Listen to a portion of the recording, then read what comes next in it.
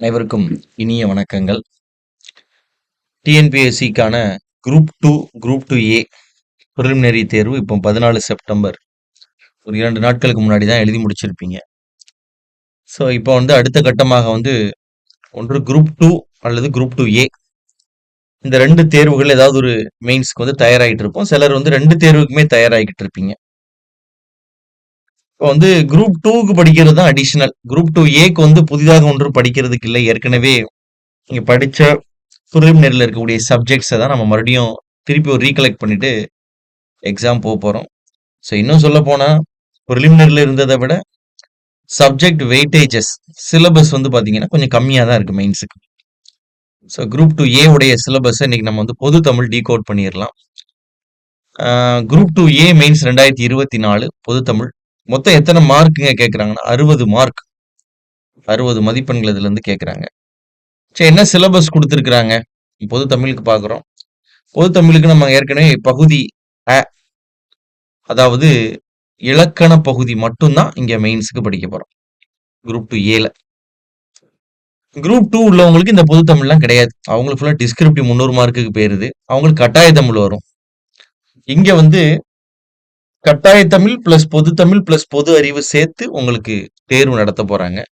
அதுல இப்ப நம்ம பார்க்கக்கூடிய பொது தமிழ்ல இருந்து ஒரு 60 கேள்விகள். இது நம்ம கண்டிப்பா ரொம்ப ஈஸியா எளிமையா இருக்க போது. 60க்கு 60 ஈஸியா அதுல அடிச்சிடலாம். ஏன் அப்படின்னு பாத்தீங்க அப்படின்னா ப்ரிலிமினரியில 3 மடங்கு படிச்சதை தான் இங்க சுருக்கி ஒரே மடங்காக படிக்க போறோம். சரி, என்னென்ன சிலபஸ் கொடுத்துருக்காங்க பாருங்க. அதே 21 டாபிக் கொடுத்துருக்காங்க. பொருத்துதல் அப்படிங்கிறாங்க. பொருத்துதல் என்ன இருக்குன்னா பொருத்தமான பொருளை தேர்வு செய்ய வேண்டும், புகழ்பெற்ற நூலாசிரியரை பொருத்தம். இதுதான் முதல் டாபிக். ரெண்டாவது தொடரும் தொடர்பும் அறிதல். ஸோ தொடரால குறிக்கக்கூடிய சான்றோர்கள் இல்லை அடைமொழியால் குறிப்பிடப்படக்கூடிய நூல்கள், இதை நம்ம புரிஞ்சுக்கிடணும். மூன்றாவதாக இருக்கக்கூடியது பிரித்து எழுதுதல். பிரித்து எழுதுதல்.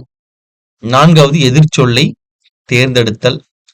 5 பொருந்தாத சொல்லை கண்டறித்தல். 6வது பிழை திருத்தம். பிழை திருத்தத்துல பாத்தீங்கன்னா சந்தி பிழை, அதுக்கப்புறம் பாத்தீங்க அப்படின்னா ஒருமை பன்மை பிழை, மரபு பிழை, வலுவுச்சொல், பிறமொழி சொற்களை நீக்குதல். எல்லாமே எக்ஸசைஸ் தான். 7வது ஆங்கில சொல்லுக்கு நேரான தமிழ் சொல். 8 ஒலி வேறுபாடு அறிந்து சரியான பொருளை அறிதல்.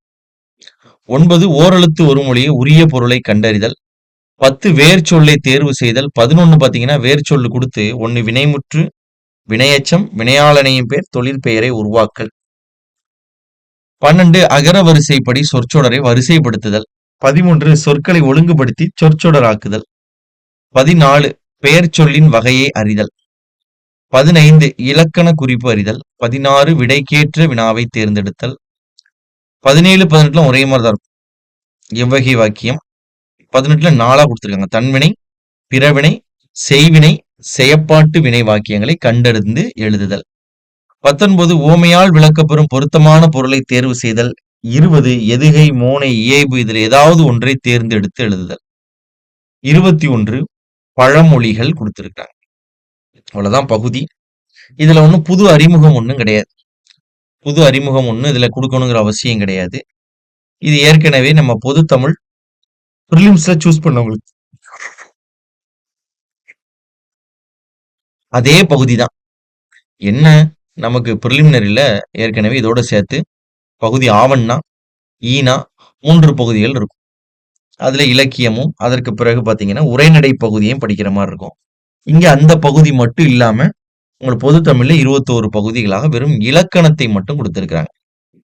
சரி, இது ஏற்கனவே ஒரு சின்ன ரீஸ்டோரேஷன் மாதிரி தான். உங்களுக்கு ஏற்கனவே பார்த்ததை மறுபடியும் ஒரு தடவை திருப்பி ரீகலெக்ட் பண்ணிடுவோம். நம்ம கையில பெரிய அசட்டே அதுதான். நம்ம கையில இருக்கக்கூடிய இந்த பொது தமிழை வச்சுதான் 60 மதிப்பெண்கள் வாங்க போறோம். சரி, என்னென்னலாம் பார்ப்போம். ஃபர்ஸ்ட் பாருங்க, பொருத்தமான பொருளை தேர்வு செய்தல். உதாரணத்துக்கு நம்ம மீனிங்னு சொல்றோம் இல்லையா, அறிஞ்சோர் பொருள் கண்டறிதல்னு சொல்றோம். அதேதான். உலை என்பதன் பொருள் என்ன அப்படின்னு கொடுக்குறாங்க. சோ உலை என்பது உங்களுக்கு பிடரிமயிரை கொடுக்கக்கூடியது. உலை என்பது பிடரிமயிர். இந்த அடுப்புங்கிறதுக்கு என்ன அர்த்தத்துல வரும்னா இந்த உலை வரும். ஊது உலை இந்த மாதிரிலாம் சொல்லுவோம்ல, உலை, அந்த உலை வர்றது வரும். சோ உழைத்தல், இன்னொரு உலையும் நம்ம சொல்லுவோம். உழை அப்படிமோ, உழைச்சு சாப்பிடுப்பா அப்படிமோ, உழைத்து உண்ணு சொல்றோம் இல்லையா, அந்த உழை அதுவும் பாத்தீங்கன்னா உழை. சோ பொருத்துதல் கொடுத்திருக்காங்க. ஒரு சொல்லை கொடுத்து அதற்கு பொருத்தமான பொருளை நாம் தேர்வு செய்ய வேண்டும். Simple question. நெக்ஸ்ட் பாத்தீங்கன்னா பொருத்துதல் புகழ்பெற்ற நூலாசிரியரை பொருத்தணும். இங்க பாருங்க, பொருந்தாத இணையை கண்டறிய. வீரமாமுனிவர் தான் பரமார்த்த குரு கதையை எழுதினார். தேவநேய பாவனர் தமிழர் திருமணம் என்ற நூலை எழுதினார். திருவிக்கா சைவ திரவு என்ற நூலை எழுதினார். தமிழ் சோலை என்ற நூலையும் திருவிக்கா தான் எழுதினாங்க. பெருஞ்சித்திரனார்னு கொடுத்திருக்கிறாங்க. இது மட்டும் தவறாங்க. பொருந்தாத இணை. புகழ்பெற்ற நூலாசிரியர்களை பொருத்த வேண்டியது இருக்கு. 1.2 வரைக்கும் கொடுத்திருக்கோம். 2 தொடரும் தொடர்பும் அறிதல். சோ சிறந்த தொடரால் குறிப்பிடப்படக்கூடிய சான்றோர். உதாரணத்துக்கு பாருங்க, தமிழ் தென்றல் திருவி கல்யாண சுந்தரனார். அவருக்கு உரைநடை தென்றல்னு ஒரு பேர் இருக்கு. தமிழ் தாத்தா உவே சாமிநாத ஐயர். தமிழ் வேல் உமா மகேஸ்வரனார். நூலக தந்தை அரங்கநாதன் என்பவர் வந்திருக்கும். அறிஞர் அண்ணான்னு கொடுத்திருக்கிறாங்க. நூலகத்தை பத்தி நிறைய சொல்லியிருக்கிறார். நூலக தந்தைன்னு அவருக்கு பேர் கிடையாது. 2.2 தொடரும் தொடரும் அறிதல்ல அடைமொழியால் குறிக்கப்படும் நூல். சின்னூல் என்று அழைக்கக்கூடிய நூலுக்கு அடைமொழி என்ன? நேமிநாதம். நேமிநாதம்ங்கிற நூல் தான் நம்ம சின்னூல் அப்படின்னு சொல்றோம்.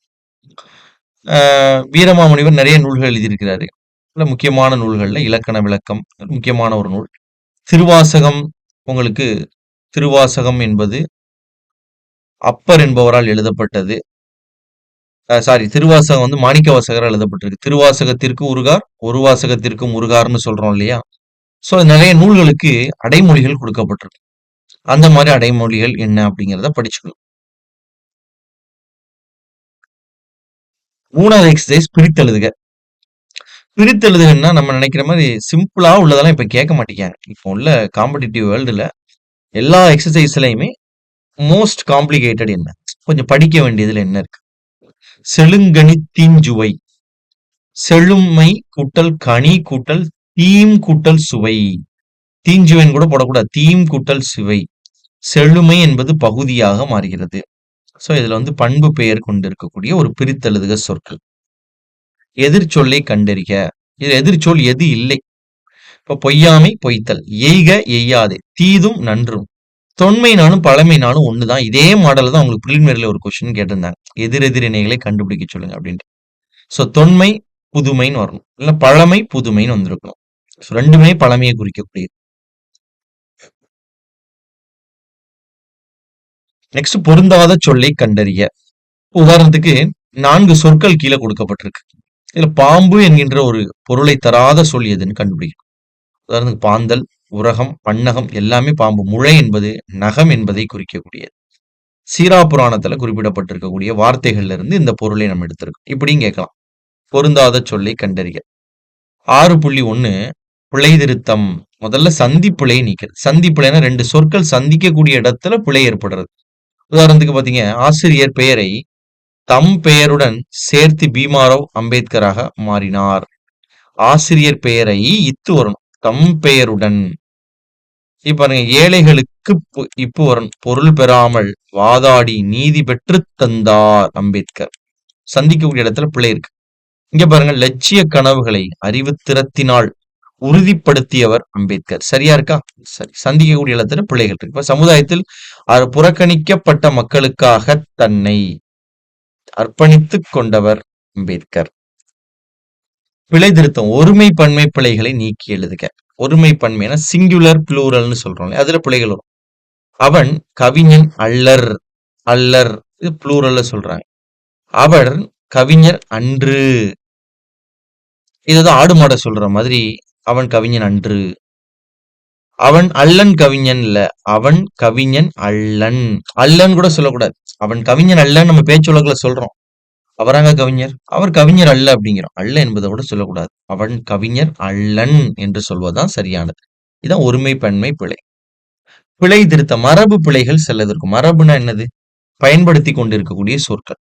முன்னோர்கள் பயன்படுத்தி இருப்பாங்க, அப்படியே பயன்படுத்தும். உதாரணத்துக்கு பார்த்தீங்கன்னா, மயில் கூவியது, குயில் குளறியது அப்படின்னு கொடுத்திருக்காங்க. எல்லா விலங்குகளும் எழுப்பக்கூடிய ஓசைகளை நம்ம வந்து ஒவ்வொரு விலங்குகளின் பெயரை வைத்து அது எழுப்பக்கூடிய ஓசையை நம்ம பிரிச்சு பார்க்கிறோம். உதாரணத்துக்கு மயில் அகவியதுன்னு தான் வரணும், குயில் தான் கூவியது. இப்போ மரபு பிழையற்ற வாக்கியங்களை கண்டுபிடிச்சு நம்ம எழுத வேண்டும். வலுவு சொற்கள், வழுவி போன சொற்கள். வலுவு சொற்கள் அற்ற வாக்கியத்தை தேர்வு செய்க. முதல்ல பாருங்க, வத்தல் அருகே கோடாரி இருந்துச்சு. வத்தல் நம்ம சொல்றோம், மிளகா வத்தல், அது பேர் வற்றல். வற்றல் அருகே கோடாரி இருந்தது அப்படின்னு சொல்றதுதான் இங்க சிறந்தது. கோடரி. வலது பக்கம் சீயக்காய் இருக்கிறது அப்படின்னு சொல்றாங்க. வலது பக்கம் சொல்ல, வலப்பக்கம்னு சொல்லணும். சோ தவறாக இருக்கு. பிறமொழி சொற்களை நீக்கி எழுதுக. அங்கத்தினர் கவனம் ஆராதனையில் இல்லை. உறுப்பினர்னு சொல்லணும், அங்கத்தினர்னு சொல்லக்கூடாது. உறுப்பினர் கவனம் வழிபாட்டுல இல்லை. சோ உறுப்பினர் கவனம் வழிபாட்டில் இல்லை. கிராமத்தில் அபூர்வமான விரதம் இருந்தான். சிற்றூரில் புதுமையான நோன்பு இருந்தான். விரதங்கிறது தமிழ் வார்த்தை கிடையாது. நோன்பு என்பதுதான் சரியான ஒரு தமிழ் வார்த்தை. அப்ப சிற்றூரில் புதுமையான நோன்பு இருந்தான் என்பது சரி. பிறமொழி சொற்கள் தமிழ்ல நிறைய இருக்கு. காலைல எந்திரிச்ச உடனே பாக்குறோம் சூரியன் அப்படிங்கிற சூரியனே நமக்கு தமிழ் கிடையாது. பருதி என்பதுதான் தூய தமிழ். 7வது, ஆங்கில சொல்லுக்கு இணையான தமிழ் சொல்லை கண்டுபிடிக்கவும். ஸ்கூல் புக்ல தமிழ் புத்தகங்கள்ல 6ல இருந்து 12 வரைக்கும் உள்ள எல்லா பாட புத்தகங்கள்லயுமே ஒவ்வொரு பகுதிகள் முடிய முடிய முடிய அதற்கு இணையாக சில கலை சொற்களை என்ன பண்ணிருக்காங்க அப்படின்னா நமக்கு வழங்கி இருக்கிறாங்க. சோ இந்த மாதிரி சில கலை சொற்களானது நமக்கு இருக்கு. இதுல ஃபோர்ஃபெண்ட் அப்படிங்கிற ஆங்கில சொல்லுக்கு 3 அர்த்தங்கள் உண்டு. தவிர், விளக்கு, வேறு பக்கமா திருப்புன்னு அர்த்தம் உண்டு. அவங்க என்ன கேட்கிறாங்க பாருங்க, இதுல எந்த விடை தவறுன்னு கேட்கிறாங்க. ஒன்று சேர் என்பது மட்டும் கிடையாது. சோ ஃபோர்ஃபெண்ட் அப்படிங்கிறதுக்கு தவிர், விளக்கு, வேறு பக்கமா திருப்பு, மாற்றி விடு அப்படிங்கிற மீனிங் தான் அதுக்கு உண்டு. 8, ஒளி வேறுபாடு அறிந்து சரியான பொருளை அறிதல். உதாரணத்துக்கு பாத்தீங்கன்னா, களை, களை, களை. இந்த களை என்ன சொல்லுவாங்க, இந்த களை என்ன சொல்லுவாங்க, இந்த கலை என்ன சொல்லுவாங்க. இப்ப இந்த கலை என்ன சொல்றாங்க, களைச்சு வர்றாங்க அப்படிங்கிறோம். ரொம்ப சோர்வாக இருக்கிறது இந்த கலைன்னு சொல்லலாம். களைத்து போ. இல்லைன்னா முகம் வந்து களையாக இருக்கிறது, களைஞ்சிருக்கு, களையாமல் இருக்கு, முக அழகு. இந்த கலை மூங்கில் செடியை குறிக்கும் களை. இந்த கலை ஓவியத்தை குறிக்கக்கூடியதாக இருக்கு. கலை, பெயிண்டிங்னு சொல்றோம், ஆர்ட், அந்த மாதிரி சொல்லக்கூடிய. இப்படி மயங்கொலிகள் தமிழ்ல இருக்கக்கூடிய ஒரு 8 மயங்கொலி சொற்கள் இருக்கு. அதை நம்ம படிக்கிற மாதிரி இருக்கு. ஓரெழுத்து ஒரு மொழி. கண்டிப்பா 42 ஓரெழுத்து ஒரு மொழி நீங்க படிச்சிட்டீங்கன்னா ஒரு ஒரு விடை கண்டிப்பாக இப்பவுமே நமக்கு டிஎன்பிசிக்கு உறுதி. 42 கடகடன்னு உட்காந்து படிச்சாச்சுன்னா முடிஞ்சு போச்சு. ஓரெழுத்து ஒரு மொழினா ஒரே ஒரு எழுத்து ஒரு பொருளை தரும். கீழே பாருங்க, ஆ என்பது பசுவை குறிக்கக்கூடியது. ஈ என்பது கொடுத்தல். கோ என்பவன் அரசன். கா என்பது சோலை. இதுல எது தவறாக இருக்கு, பொருத்தமற்றதா இருக்குன்னு கேட்கிறாங்க. ஆ என்பது உங்களுக்கு பசு என்பது மட்டும்தான் இந்த இடத்துல தவறாக இருக்கு. நீர்ன்னு வந்திருக்கு, பசுன்னு வந்திருக்கும். வேர் சொல்லை கண்டுபிடிக்கவும். பகுபத உறுப்பிலக்கணத்துல ஒரு சொல் சொல்றாங்கன்னா அந்த சொல்ல இதற்கு மேல மேலும் பிரிக்க முடியாது, அர்த்தம் உள்ள வகையில் இப்படிதான் பிரிக்க முடியும் என்று வருவதற்கு பேர் தான் பகுதி. அதான் வேர் சொல் என்று சொல்கிறோம். உதாரணத்துக்கு பாத்தீங்கன்னா, பாடினேன் அப்படின்னு சொன்னாங்கன்னா, பாடினேன்னா பாடின்னு பிரிக்க கூடாது. அதுக்கு அர்த்தம் இல்ல. பாடின்னு என்ன அர்த்தம் இருக்கு? இப்போ பாடு என்கின்ற ஒரு ஏவல் வினையாக அது பிரிக்கலாம். நவீன்றனன் அப்படின்னா நவிழ் என்று ஒரு அர்த்தம் இருக்கிறது. நவிழ் என்று அதை பிரிக்கலாம். இதான் வேர் சொல்னு சொல்றோம். 11, வேர் சொல்ல கொடுத்து ஃபர்ஸ்ட் வினைமுற்றா மாத்து. இப்ப பாத்தீங்கன்னா, ஓங்க என்னும் வேர் சொல்லின் வியங்கோல் வினைமுற்று. ஓங்க என்பதற்கு ஓங்குக. க இய இயர். வாழ்த்தல், வைதல், வேண்டல், விதித்தல் என்கின்ற பொருள்ல வரும் பொழுது வாழ்க, ஒழிக, தாங்க, கொடுங்க, இந்த மாதிரி சொல்றதெல்லாம் உங்களுக்கு வியங்கோல் வினைமுற்று. பாத்தீங்கன்னா, ஓங்குகன்னு சொல்வது வியங்கோல் வினைமுற்று. ஓங்கு அப்படின்னு சொல்றது ஏவலகம். ஓங்குதல் என்பது தொழிற்பெயரையும், ஓங்கி என்பது வினை எச்சமாகவும் நீக்கி. 11.2 வினை எச்சம். வினை எச்சம்னா என்ன? ஒரு எச்சம் என்றாலே முடிவு பெறாத ஒரு சொல். முடிவு பெறாம இருந்தாதான் எச்சம்னு சொல்றோம். முடிவு பெறுவதற்கு ஒரு வினை சொல்ல போட்டா முடிஞ்சா வினையெச்சம், பெயர் சொல்ல பின்னாடி போட்டு முடிஞ்சா பெயரெச்சம். இப்ப எடு என்னும் வேர் சொல்லின் வினையெச்சத்தை எழுதுகன்னு கேட்கிறாங்க. அப்ப எடு அப்படிங்கிறதுல எடுத்த அப்படின்னு போடும்போது எடுத்த மாணவன் அப்படின்னு போட்டாதான் முடியுது இல்லையா? அதனால இது பெயரெச்சமாக மாறுது. எடுத்தல் என்று சொல்லும் பொழுது அது உங்களுக்கு தொழிற்பெயரா மாறுது. எடுத்து வந்தான்னு ஒரு வினை சொல்ல பின்னாடி போடும் பொழுதுதான் இது வினையெச்சமாக மாறுகிறது. அதனால எடுத்து என்பது ஒரு வினையெச்சத்திற்கு எடுத்துக்காட்டு. எடுத்தான் என்பது வினைமுற்று, முடிஞ்சு போன ஒரு விஷயம். பொறு என்னும் வினைச்சொல்லின் வினையால் அணையும் பெயர். பேரை பாருங்க, வினையால் அணையும் பெயர். ஒரு பக்கத்து வகுப்புல திடீர்னு ஆசிரியர் வந்து ஒரு 2 பேரை போட்டு அடி அடின்னு அடிச்சிட்டு இருக்காருன்னு வச்சுக்கோங்க. நம்ம வகுப்புல உள்ள ஆசிரியர் என்ன பண்ணுவாரு? ஒரு பக்கத்துல உள்ள பையனை எழுப்பி, பக்கத்து கிளாஸ்ல என்ன நடக்குன்னு போய் பார்த்துட்டு வாப்பா அப்படின்னு சொல்லி அனுப்புறாருன்னா, நேர்ல போயிட்டு வந்துட்டு பார்த்துட்டு வந்து சொல்றான், சார் அவர் வந்து கிளாஸ்ல சத்தம் போட்டு சண்டை போட்டுட்டு இருந்தவங்கள அடி அடின்னு அடிச்சிட்டு இருக்காரு சார் அப்படின்னு சொல்றாங்க. பேரை சொல்லல, யாருன்னு சொல்லல. ஆனா அடையாளப்படுத்துறாரு. எப்படின்னா, ஒரு செயலின் அடிப்படையில அடையாளப்படுத்துறாரு. கிளாஸ்ல சண்டை போட்டுட்டு இருந்தவங்கள அடிக்கிறாரு. அடிச்சவங்க பேர் என்னன்னே தெரியல. ரமேஷா இருக்கலாம், கணேஷா இருக்கலாம், முகேஷா இருக்கலாம், மாரிராஜா இருக்கலாம். ஏதோ ஒரு பெயர். ஆனால் இவங்க என்ன சொல்றாரு? பையன் போய் பார்த்துட்டு வந்து, பேசிட்டு இருந்தவங்கள வாத்தியார் அடிச்சாரு. பாடிட்டு இருந்தவங்கள வாத்தியார் அடிச்சாரு. தூங்கிட்டு இருந்தவங்கள வாத்தியார் ஏதோ ஒரு செயல் செஞ்சவங்கள காட்டுறாரு. அப்போ ஒரு பெயரை எப்படி உணர்த்துறாருன்னா, செய்யும் செயலின் அடிப்படையில உணர்த்துறார். இதனால அதுக்கு பேரு வினையால் அணையும் பெயர் என்று பெயர்.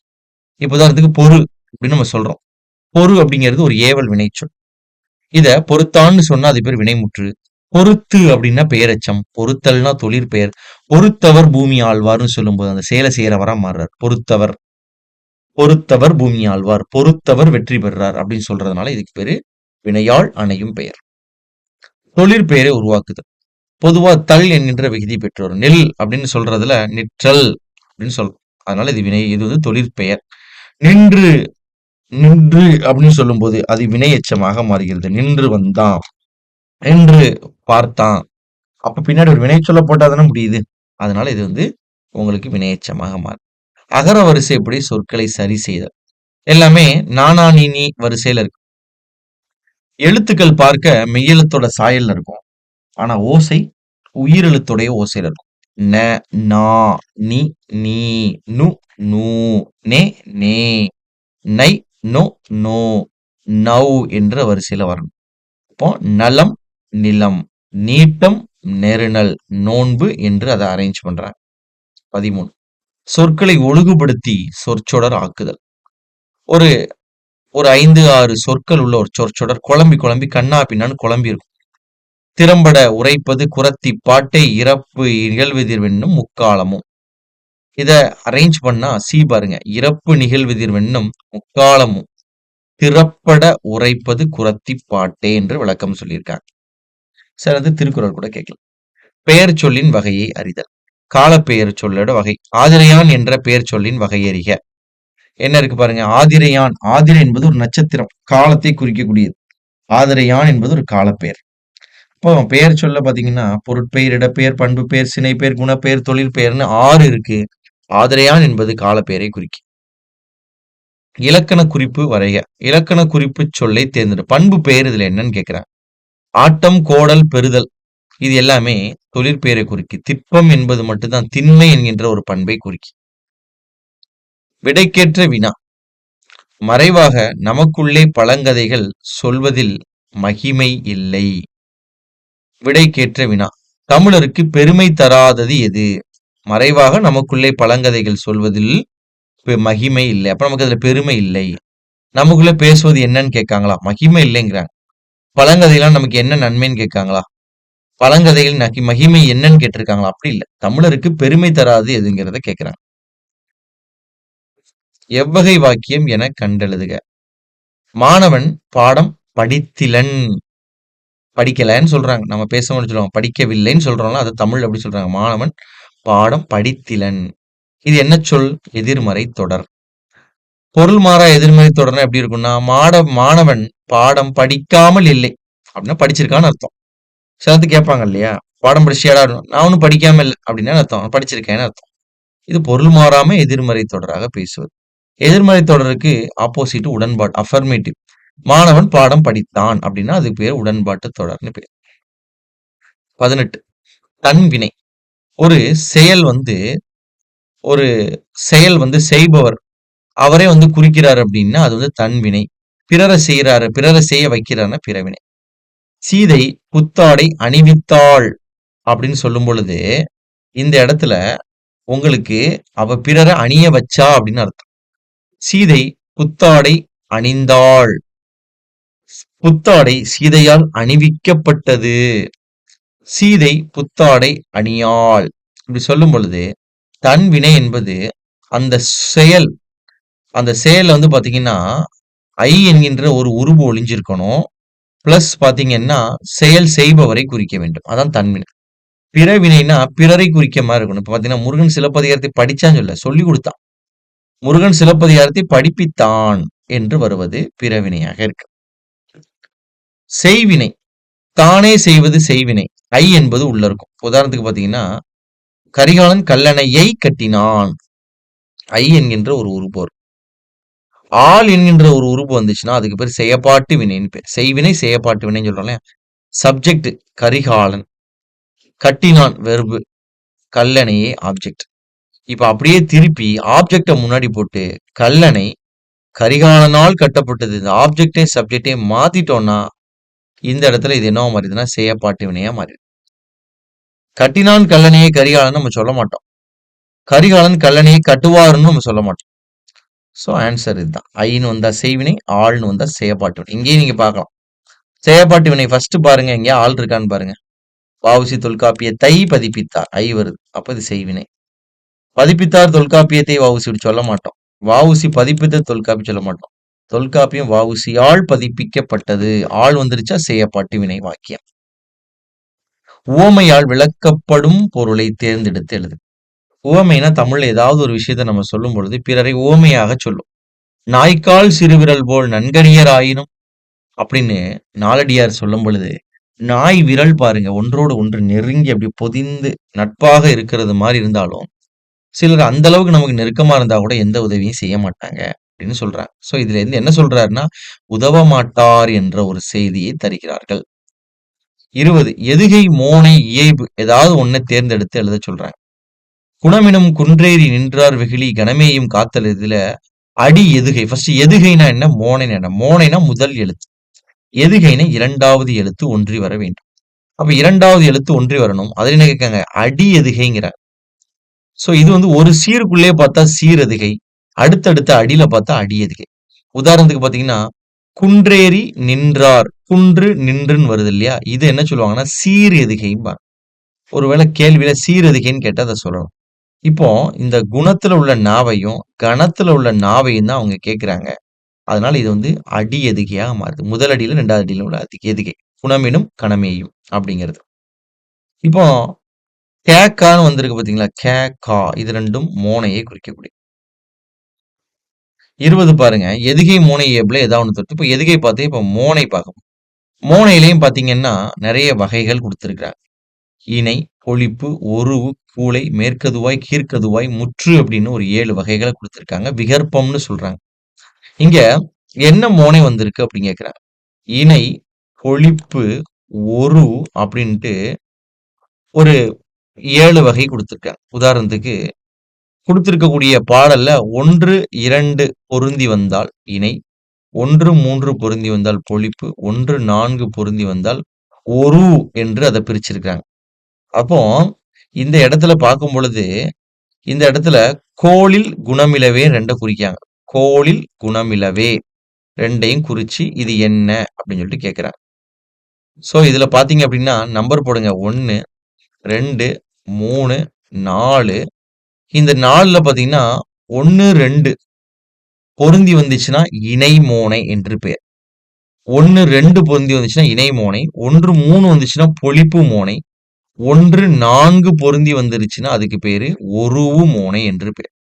இப்போ இந்த இடத்துல வந்து பொழிப்பு மோனை என்பது வந்திருக்கு. ஆன்சர் இதில் மாத்தி போட்டிருக்கு. நீங்க இதை பிங்கிறத நீங்க படிச்சுக்கிற வேண்டியதான். சோ மோனையில வந்து கேட்டிருக்கிறது பாருங்க, கோளில் குணமிலவே இது 2 எடுக்க சொல்லியிருக்காங்க. 1, 3 பொருந்தது. முதல் எழுத்து பொருந்தது. அதனால மோனை. என்ன மோனை? இணைனா 1, 2, பொழிப்புனா 1, 3, ஒருவுனா 1, 4 பொருந்தி வர வேண்டும். ஒருவேளை கோளில் குணத்தான் என்று கேட்டிருந்தான்னா ஒருவு மோனை. ஆன்சர் வந்து பி. நெக்ஸ்ட் பாத்தீங்கன்னா எதுகை மோனை இயைபு என்ற ஒரு இயைபுனா என்னன்னு கேட்டிருக்காங்க. இயைபுனா பின்னாடி வர்றதுல சொற்கள் பொருந்தி வருது. தப்பேது நான் செய்யும் பொறுத்தல் வேண்டும், நிந்தை நின் தருப்புகளை இயம்பிடல் வேண்டும். இந்த வேண்டும் வேண்டும் பின்னாடி வருதுல, இதுக்கு பேர் இயைபு. எதுகை மோனை இயைபு. கடைசியா பழமொழிகள் என்று சொல்லியிருக்கிறாங்க. குடல் கூழுக்கு அழுவுதாம், கொண்டை பூவுக்கு அழுவுதாம் அப்படின்னு சொல்லுவாங்க. அதாவது வயிற்று பசிக்கே நம்ம குடல் வந்து கத்திக்கிட்டு இருக்கும் பொழுது தலைமுடி என்ன கேக்குது, எனக்கு பூ வேணும்னு அழுதும். வறுமையை சொல்லக்கூடியவர். நினைச்சதான் கழுதை எடுத்ததான் ஓட்டம்பாங்க. அள்ளுறவன் பக்கத்துல இருந்தாலும் கிள்ளுறவன் பக்கத்துல இருக்கக்கூடாது. பாடி பாடி பாடினாலும் பதறு அரிசி ஆகுமா? பாடி பாடி குத்துனாலும் பதறு அரிசி ஆகுமா? நெல்லு குத்துறாங்க இல்லையா? பாடி பாடி வித்தியாசமா பாடினா கூட பதறு தான் அரிசி ஆக முடியாது அப்படிங்கிறதையும் இங்க என்ன பண்ணியிருக்காங்க சொல்லியிருக்காங்க. இப்படி தமிழ்ல 21 டாபிக் கொடுத்துருக்காங்க. இதுல நீங்க மேக்சிமம் இலக்கண குறிப்புக்கு மட்டும்தான் நீங்க மேக்சிமம் படிக்கிற மாதிரி இருக்கும். மத்தபடி வேற எதுலயுமே வேற எந்த ஒரு கான்செப்டையும் நீங்க எக்ஸ்ட்ராவா படிக்கிற மாதிரி இந்த இடத்துல இருக்கவே இருக்காது. இப்போ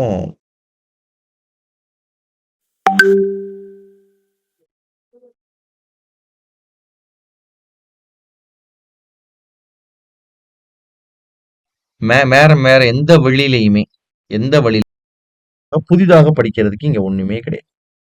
இப்போ இது ரொம்ப எளிமையான ஒரு டாபிக் தான். 21 டாபிக்கும் ரொம்ப எளிமையா குடுத்துருக்காங்க. மொத்தத்தையும் சுருக்கி இங்க சிலபஸ் பொது தமிழ்ல உங்களுக்கு இந்த 21 பகுதிகளும் குடுத்துருக்காங்க. என்னென்ன கேள்விகள் கேட்டிருக்காங்கிறத நான் உங்களுக்கு வரிசைப்படுத்தியிருக்கேன். இதுல அதிகமா படிக்கிறதுக்கு என்ன இருக்குன்னா, இந்த பொருத்துதல். இது ஒரு டாபிக் படிக்கணும். அதுக்கப்புறம் இந்த தொடரும் தொடர்பறிதல் படிக்கணும். பிரித்தெழுதுக, எதிர்ச்சொல்லாம் நீங்க படிச்சிருப்பீங்க. பொருந்தாத சொல்லி, சந்திப்புலாம் கிராமர் தான். ஆங்கில சொல்லி கொஞ்சம் படிக்கணும். ஒலி வேறுபாடு படிக்கணும். ஓரெழுத்து ஒரு மொழி படிக்கணும். வேற இதெல்லாம் கிராமர். அகரவரிசை கிராமர், பெயர்ச்சொல் கிராமர். இலக்கண குறிப்பறிதல் கொஞ்சம் படிக்கணும். விடைக்கேற்ற, தன்வினை, பிழை இதெல்லாம் விட்டுட்டீங்கன்னா முடிஞ்சுச்சு. இந்த பழமொழி இத்தனை தான் படிக்க வேண்டியது இருக்கு. மீதி எல்லாமே ஏற்கனவே பிரிலிமினரி முதல் நிலை தேர்வுல நீங்க படிச்சதான் முதன்மை தேர்வுக்கு படிக்க போறேன். 60 கேள்வி இதுல இருந்து கேட்காங்க. பெரிய விஷயம் தான். ஸோ பயனுள்ள விதத்துல இருக்கும்னு நினைக்கிறேன் இந்த வீடியோ. நன்றி, வணக்கங்கள்.